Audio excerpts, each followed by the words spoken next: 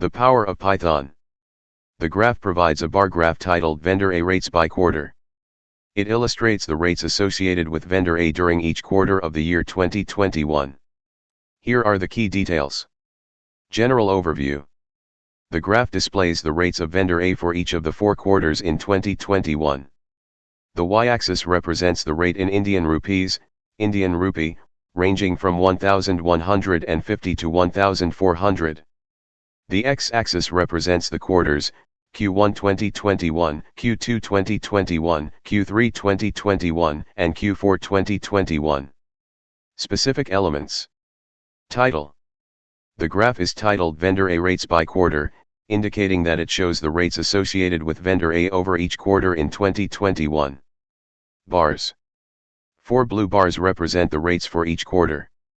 Q1 2021, the bar reaches just above the first grid line, indicating a rate slightly above 1,150 Indian rupees. Q2 2021, the bar extends up to almost touch the 1,400 Indian rupees mark, showing a significant increase compared to Q1. Q3 2021, the bar drops significantly below 1,250 Indian rupees, indicating a decrease in rate compared to both previous quarters.